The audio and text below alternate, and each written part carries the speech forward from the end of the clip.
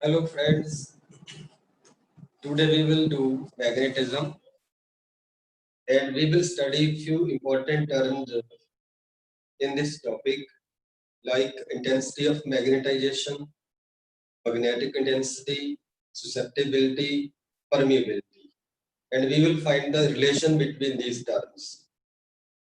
All of you know a current carrying coil act like a magnet. So let us start with the current carrying coil.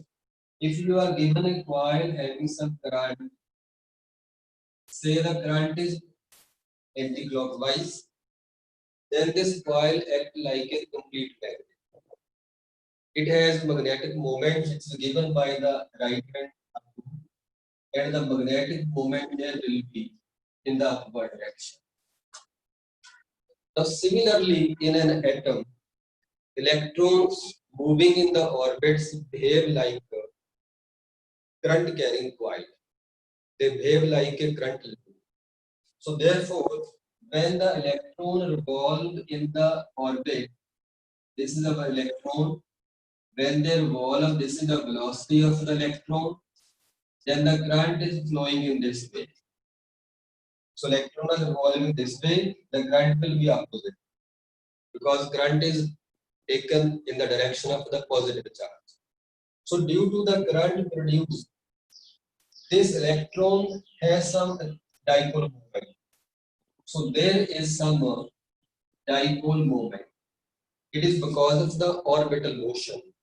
Similarly, this electron is also orbiting around its own axis, revolving, rotating about its own axis, due to which there will be some spin moment because the electron is spinning around its own axis. The spin moment is also there. So, therefore, due to the orbital motion and spin motion of the electron possesses some dipole moment. And every atom behave like a tiny magnet. Okay, but in many substances, because of the pairing of the electrons, one is revolving anti-clockwise, some revolving clockwise, this dipole moment try to cancel each other. Therefore, remember, in certain substances, the individual atom of the substance does not have any dipole moment. Where, on the other hand, there are some substances whose individual atom possess some dipole. So those substances which have pairing of the electron, they may not have individual dipole moment, and there are other substances in which there is no pairing of electron. They possess some dipole moment. They behave like a tiny magnet. This is, we are talking about the individual atom of the substance. But when we talk about the object, in an object there are billions of atoms, and the dipole moment of those atoms are randomly oriented. This is because of the thermal energy, because of the temperature. So if I talk about a substance, then in the substance, these dipole moments, because of the individual atoms, they are randomly oriented in all the directions. Like this, if I represent the dipole moment like this arrow, then these arrows are randomly oriented like this. Therefore, the net dipole moment of the substance is a zero. So because of their random orientation, the net dipole moment of the substance of the specimen is equal to zero. So therefore, for an object, the net dipole or magnetic moment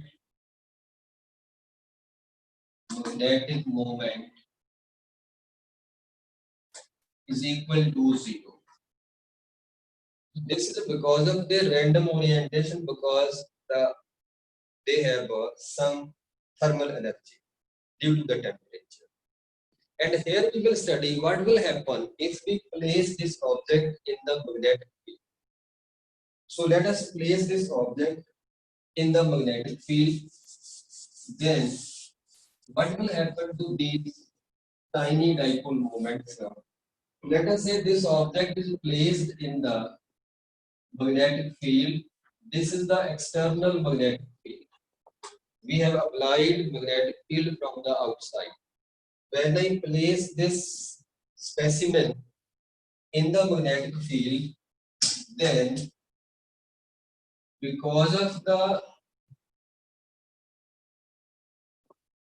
torque applied by the external magnetic field on the dipole, as you know, if there is some magnetic field and this is the dipole moment, then magnetic field will exert some torque on the dipole moment, and that is given as mb sine theta.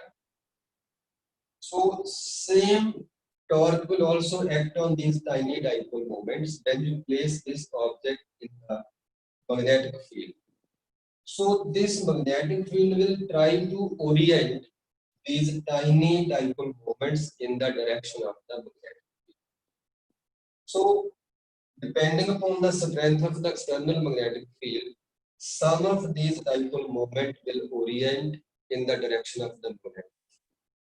This orientation may not be perfect, but as you increase the strength of this magnetic field and decrease the temperature, more and more alignment of the tiny dipole moments happen. And in that case, we call the orientation or is saturated. All the dipole moments are almost aligned in the direction of the applied magnetic field.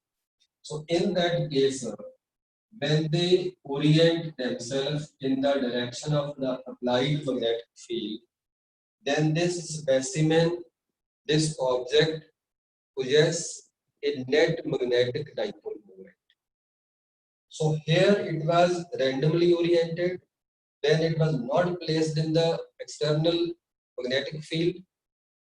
When you place it in the magnetic field, these small magnets align in the direction of the applied magnetic field, and this object now possesses some net magnetic dipole moment.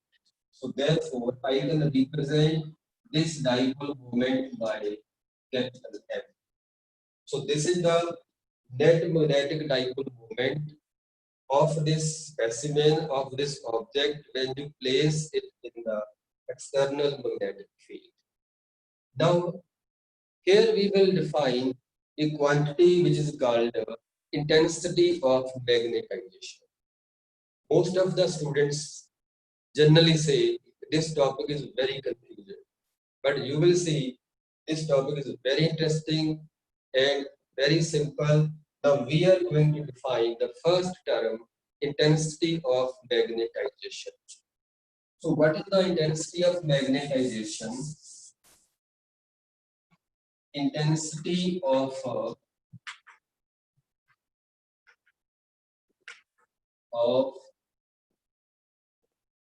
magnetization, or simply it is called magnetization, and it is denoted by I vector. So now we are going to define I vector. Here we are saying this object possesses dipole moment in the magnetic field. If I say V is the volume of this object, volume, then intensity of magnetization is defined as the dipole moment per unit volume. Because dipole moment is a vector quantity, therefore I is also a vector. So this is called the ratio of the dipole moment and the volume is called intensity of magnetization.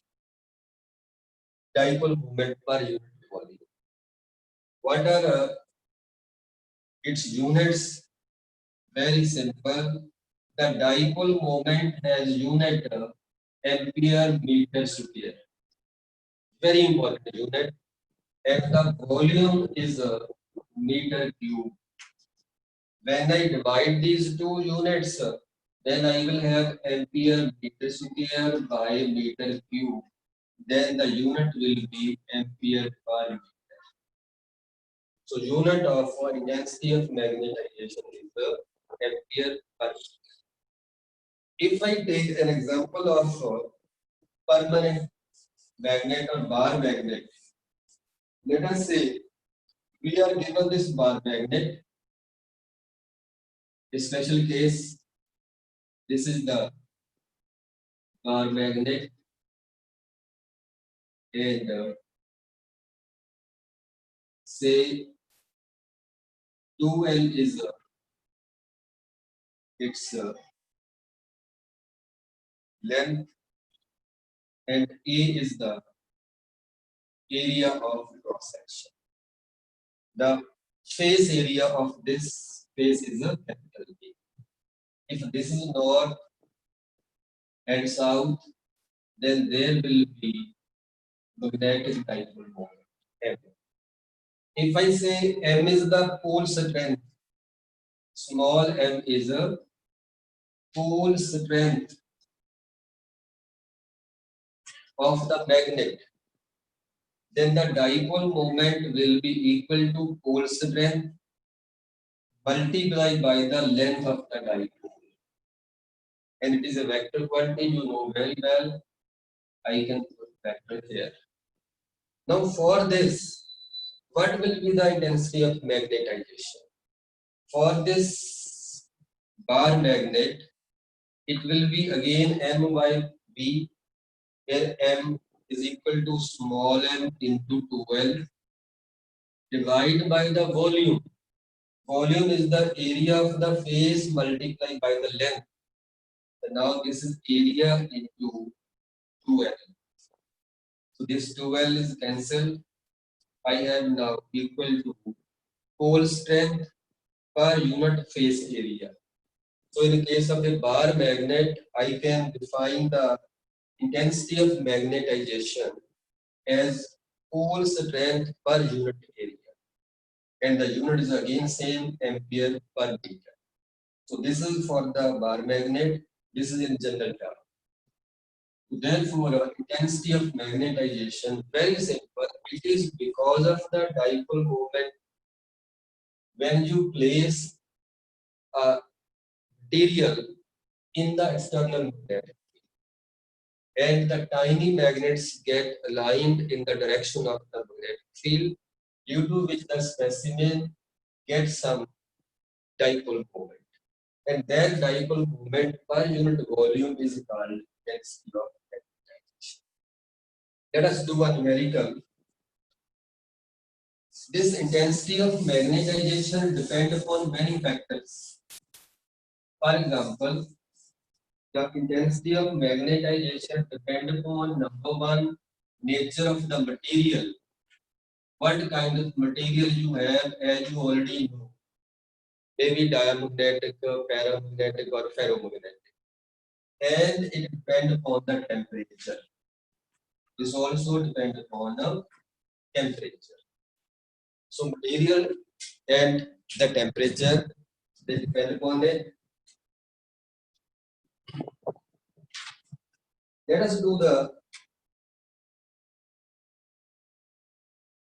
numerical. You are given a bar magnet.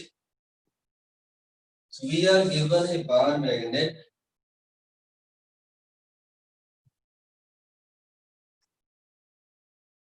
of m equal to 2.5 ampere meter square, and its mass is 6.6 into 10 raised to power minus 3 kg. This is the mass of the bar magnet, and its density is density is equal to 7.9 into 10 raised to power minus plus 3 kg per meter cube. We are given this about the bar magnet, and you are to find intensity of magnetization. You are to find out this. So intensity of magnetization, we have learned now it is the dipole moment per unit volume, and we are given dipole moment directly, and you can find the volume from this mass and density. Mass per unit volume is called density. Therefore, volume is equal to mass upon density. When I put these values here, volume is equal to 6.6 into 10 raised to power minus 3 and divide by 7.9 into 10 raised to power 3. On calculations, if you try to calculate, you can do by pausing the video. This is equal to 8.3 into 10 raised to power minus 7 meter cube. So that is the volume of this bar magnet. Then put this value here. We have 2.5 and 8.3 into 10 raised to power minus 7. So now calculate. On calculation, you will have 3 into 10 raised to power 6 ampere per meter. 10 raised to power 6. 3 into 10 raised to power 6 ampere per meter. So in this way, you can find the intensity of magnetization, or simply it is called magnetization. So after this, we have another term which we denote by capital H, and this is called magnetic intensity. So terms are about similar name, intensity of magnetization, or it is the magnetic intensity. Second term is magnetic intensity, H, and its second name is magnetizing field intensity, or it is called magnetizing field intensity. So there are two names, remember, one is the magnetic intensity, or it is called magnetizing field intensity. So it is very clear from the name, nothing confusing here. It is the field intensity, or it is the intensity due to the magnetizing field. Which magnetizing field? That is the external field. Let us understand what is the meaning of this. First, let us understand the meaning. Let us say we have applied some magnetic field. This is the external magnetic field. External magnetic field. And if I say this is the free space, I am saying this is a free space. Then due to this magnetic field, there will be some magnetic field in this free space, maybe equal to this. There will be, when you apply some magnetic field, there will be some field in the free space. And we will find out that field with the help of this intensity. So this is free space. Now inside of this free space, if I place a specimen in this magnetic field, now instead of the free space, this is a material. And in the material, there are two things you have to know, two factors. Number one, there are the dipole moment which were initially randomly oriented, tiny dipole moments. They will orient themselves in the magnetic field. Due to that, there will be intensity of magnetization. And second, because of this external magnetic field, there will be some magnetic field inside the specimen. It is very important to understand when you place this object in the external magnetic field, this specimen in which the dipole moments are randomly oriented, they will orient themselves in the direction of the external magnetic field and produce magnetic field inside it. And second, there will be magnetic field because of this external magnetic. So here we will say inside this material, inside the material, magnetic field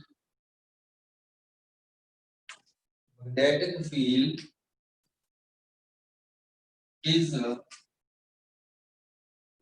due to number one, due to two factors. Remember, one because of the magnetization, because of the orientation of the dipole moments.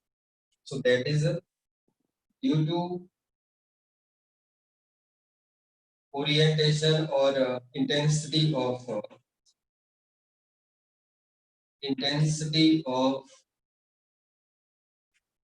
magnetization. This is the internal factor. I will say it is the internal factor that produce the magnetic field. Why internal? Because the dipole moments of the material itself, they are oriented in a particular direction, and hence there is a magnetic field inside it. And second, magnetic field due to the external magnetic field. External magnetic field. I will say it is the external factor. External factor. Now this magnetic field due to the external magnetic field, we will define that in terms of intensity or magnetic intensity, or we will say magnetizing field intensity.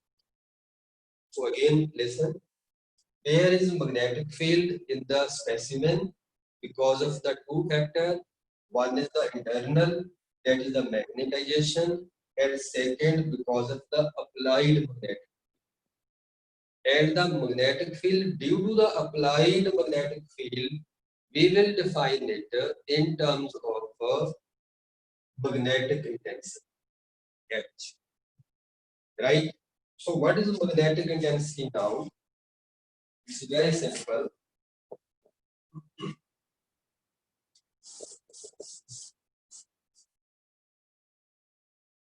So therefore, the magnetic field inside the material is because of the two factors. One is the internal factor and second is the external factor. And the field due to the external factor will be defined in terms of capital H. Hence, we will say the net magnetic field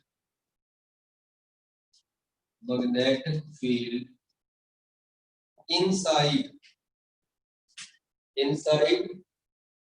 the material,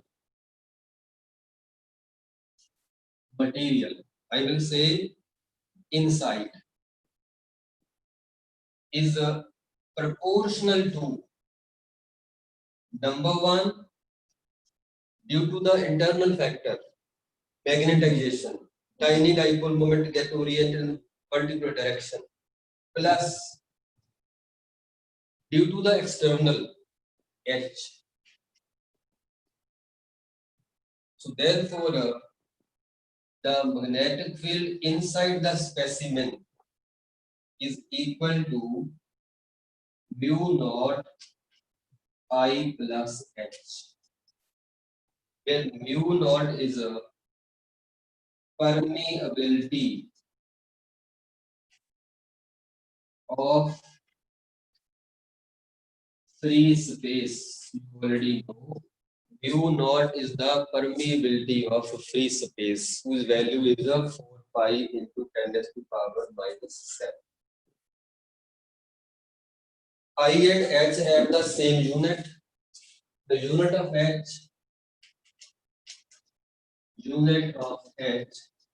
again it is ampere per meter. I and H have the same. Now here remember, I and H is not the magnetic field. Units are not Tesla. Don't be confused. These are the two terms on which the magnetic field inside depends. And the magnetic field is given by mu naught into I plus H.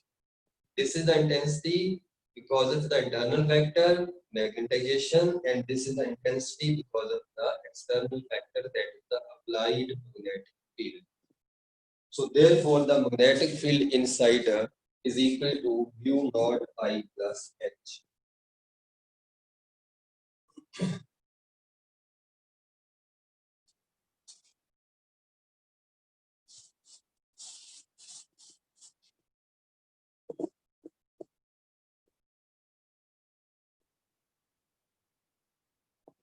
Now, if we take case of solenoid, let us say we are given solenoid. This is the solenoid having some current I, where I is the current. Let me write this small I, and N are the number of turns per unit length. Then here in the core, the magnetic field is given as mu naught N, mu naught Ni, where this Ni is called magnetic intensity. Magnetic intensity, right? So B equal to mu naught H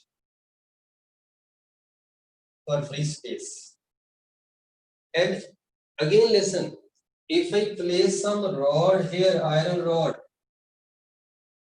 then what will be the magnetic intensity? Previously, there was the free space in the along axis or inside the solenoid. If I place some iron rod here, which is the magnetic material, then what will be the magnetic intensity? Again, the magnetic intensity will be given by Ni. There will be no change whether it is free space or it is the material, because it is due to the external factor. Does not depend upon the internal. Internal means material itself. So I remains H remains same. Whether there is a free space or there is some you place some material, some core there. So this way you can. Another one more question. What is the intensity of magnetization of free space? What is the intensity of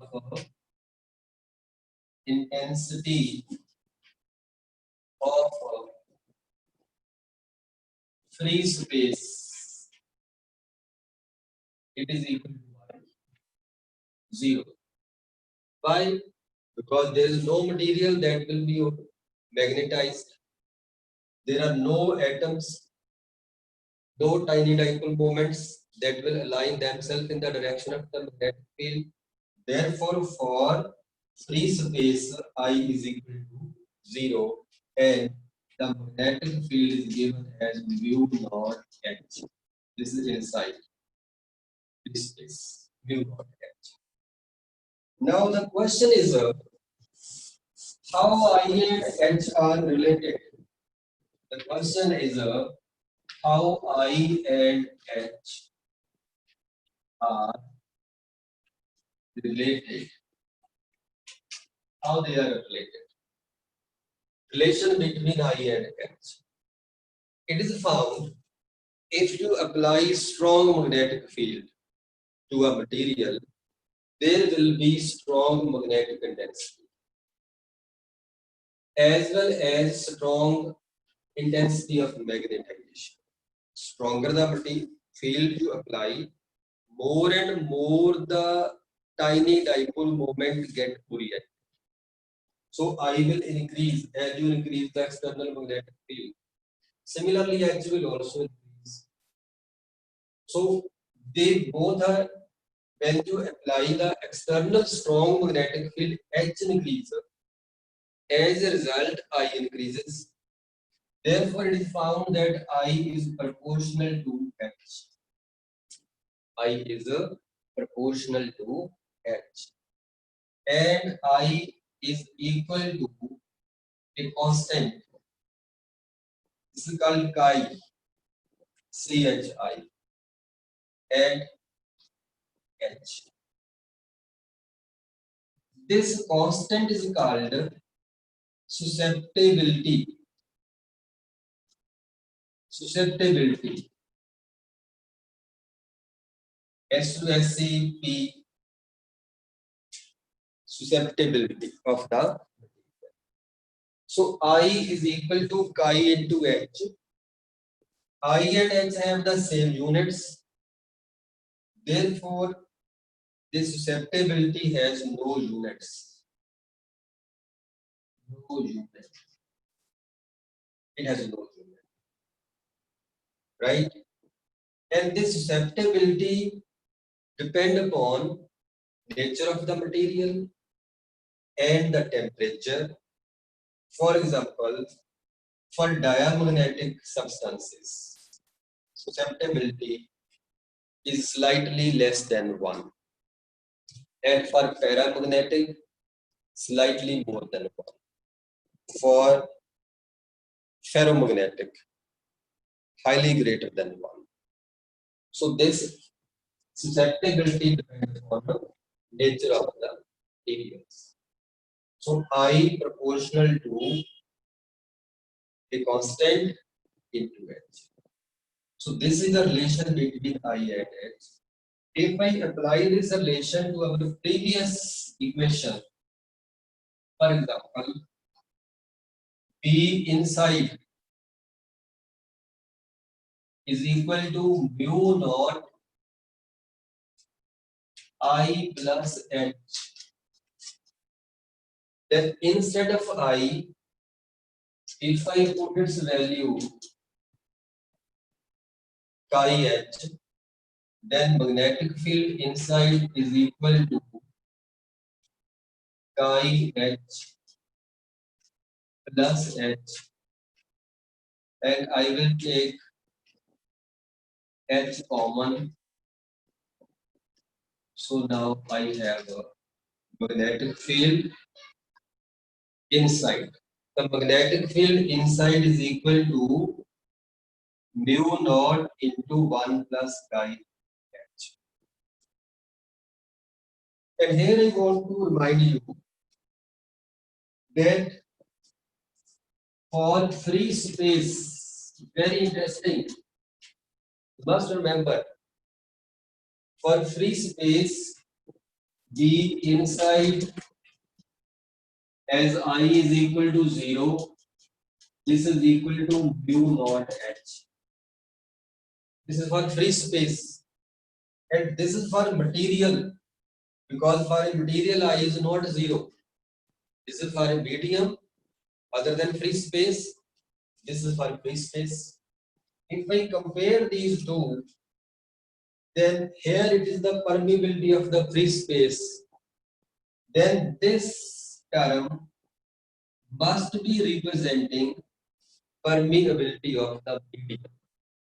Just on comparison, if you compare only to, then you will understand. Here it is the permeability of the free space. Similarly, when you compare these two equations, here this mu naught into 1 plus chi also represent permeability of the medium. Chi has no units, it is a simple number. maybe positive or negative, whatever we have. So this is the permeability of the medium.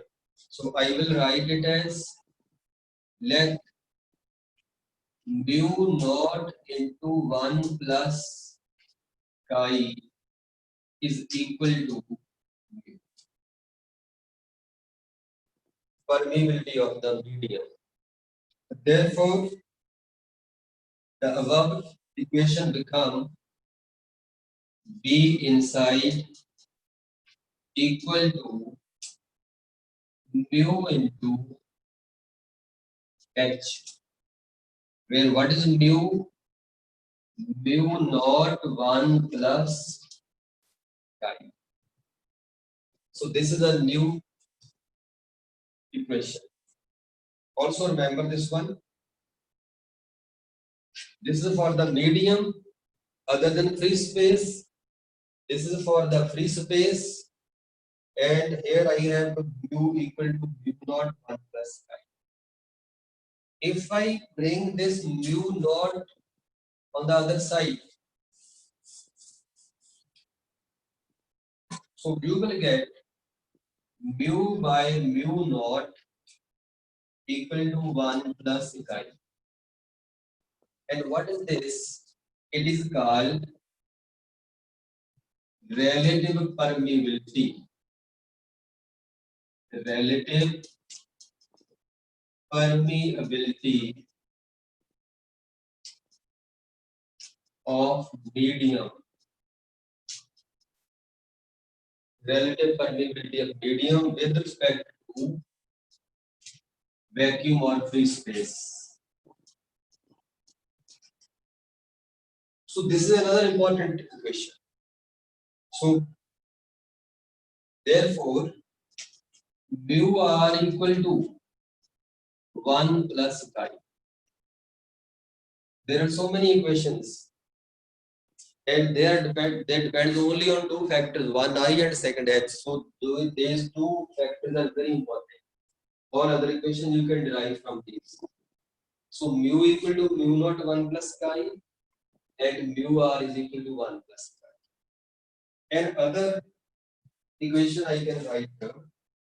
So it will give the significance. So now we have learned that for vacuum it is equal to mu naught H, and for medium it is equal to mu H. If I divide these two, field inside medium divided by field inside the vacuum or free space, it is equal to mu upon mu naught, that is equal to mu r. So therefore, mb equal to mu r into bb. What is the meaning? The meaning is very interesting. It will give the significance of permeability. Now here it tells us when you place medium or when you replace free space by some medium. For example, if I say this is a free space and you have applied some external magnetic field. This is the free space. This is the external field. Then here the field is say VB in the free space.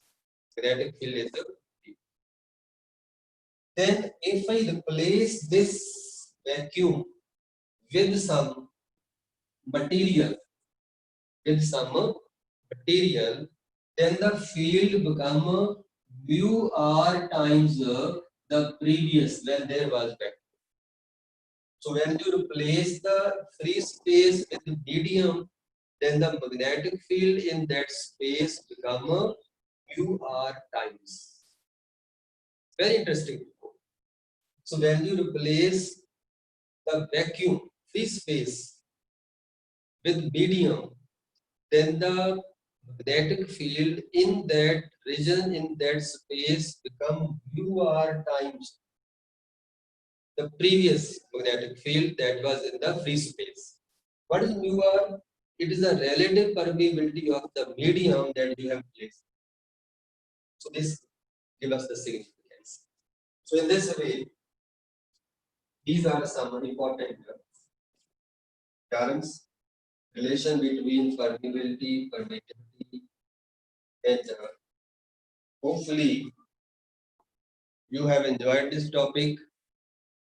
Revise, again listen the video, try to do some numericals, and remember there are only two terms, I vector and x vector, which is important to learn all these other terms, susceptibility, relative permeability, relation between them.